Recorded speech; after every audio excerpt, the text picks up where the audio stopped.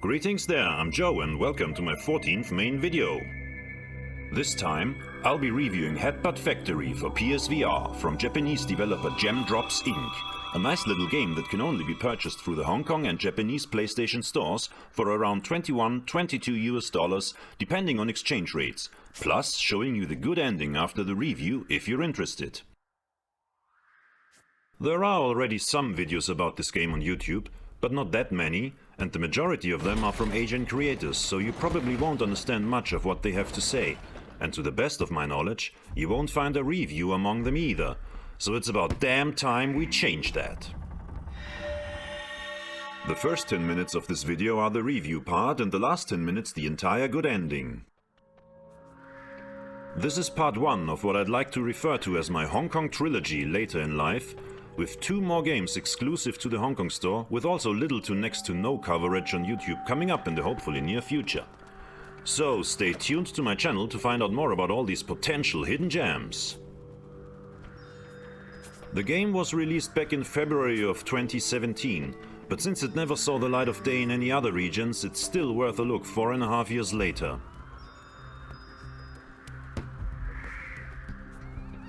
Oh, and that's a shining Headbutt. They serve as collectibles in this game, and you need to find all of them to get to the good ending. Some are hidden better than others, but spotting all of them shouldn't give you too much trouble. So here we are at the first closed door I'll show you, and as you can see, I failed to open it in time and fell to my death, which results in instant and infinite retries, so no worries. But I won't spoil this puzzle for you, so get in there and figure it out for yourself. How often will you fall to your death? The premise is simple.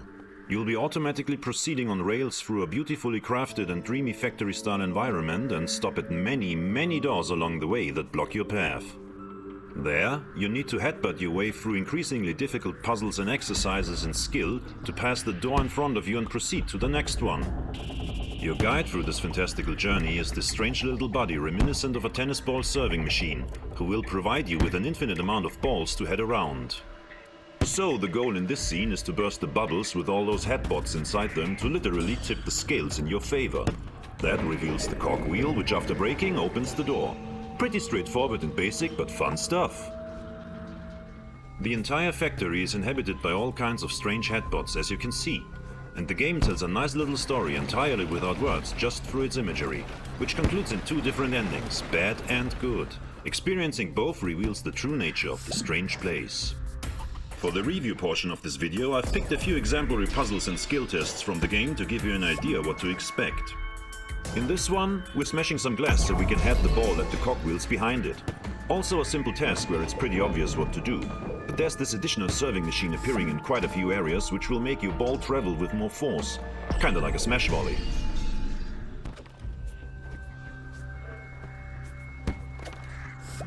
Here we have an ever so slightly more complex task at hand. Or should I say at head? But nothing you can't figure out in a few tries, really.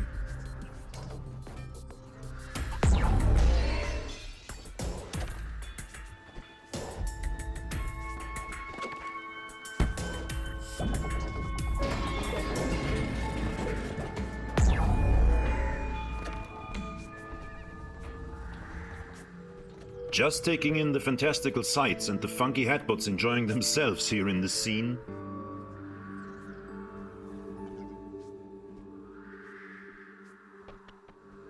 This is a neat little puzzle in the early stage of the game, but it won't take any of you too long to figure it out for sure. Actually, I bet most of you just looking at the short footage here will pretty instantly know the solution, which I won't spoil.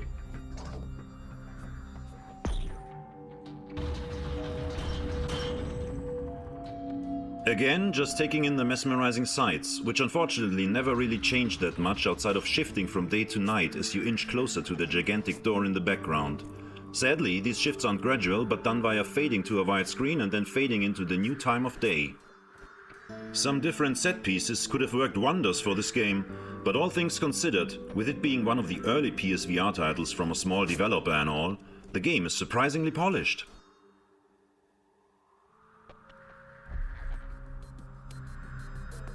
And yes, these guys are as annoying as they look.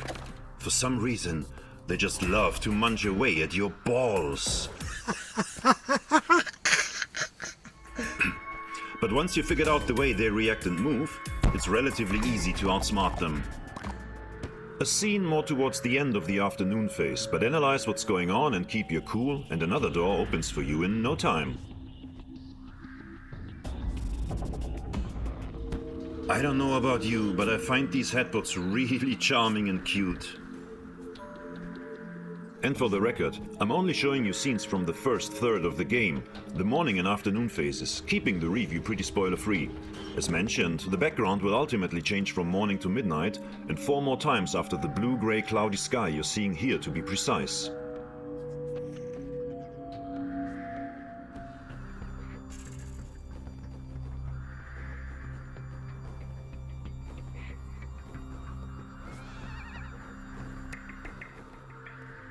As you can see, not a very challenging scene at all again, but the birds are a nice little touch.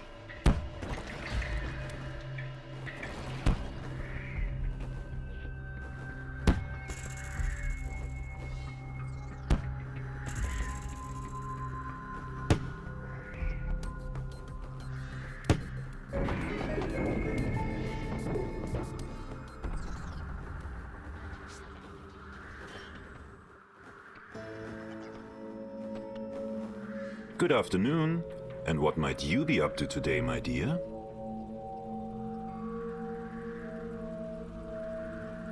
Getting a bit deeper into the factory, the abundance of cogwheels emphasizes the industrial feel.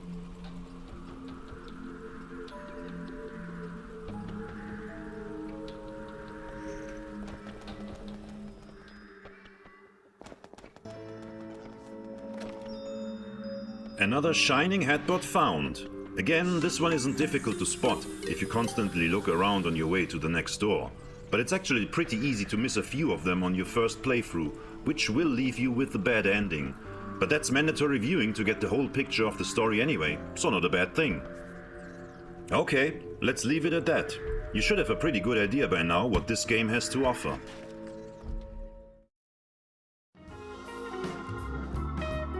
So throw me a bone here and hit the like button, will ya? So on to the scorecard. I give this game... Wait for it.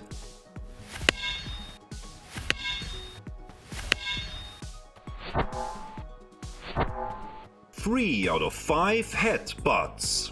Headbutt Factory may be an old PSVR title, but if you're looking for something different and have never heard of this game before since it never released in Western markets, this is definitely worth your time. And just to be perfectly clear, while 3 out of 5 may only translate to a review score of 60%, in my book, that's an above average title which I can recommend with a clear conscience to anybody who finds the gameplay interesting and art style appealing. So not a bad score at all. And don't worry, the puzzles/skill tests get more challenging later in the game. I've only covered the easy stuff here. The rest is for you to figure out. Oh, and should you miss a few shining headbutts on your first playthrough, no worries either. You can specifically replay the scenes where you didn't find them. It would have scored higher if there was just a little bit more variety in the environment, which is one continuous travel path without any loading, except the 5 times the game fades to white to change the daytime. And the puzzles were a bit harder. But as it stands, for the roughly 4 hours you'll be playing this to see both endings and get all trophies, the game is lacking a bit too much in the variety department, so that's what costs it. Also, all you'll ever be doing is heading, so that might get old for some players sooner than later. But the head tracking is spot on and the whole thing is just really charming, so yeah, not a bad way to kill a few hours in VR at all.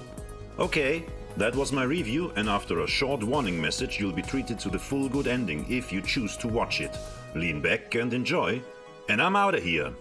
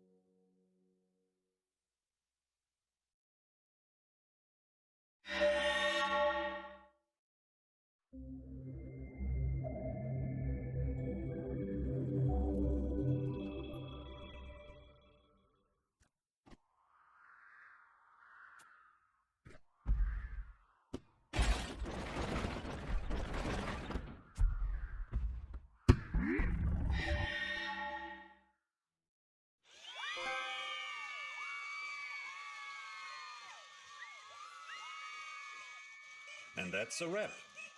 Hope to see you around on this channel and have a great day. Joe, signing off.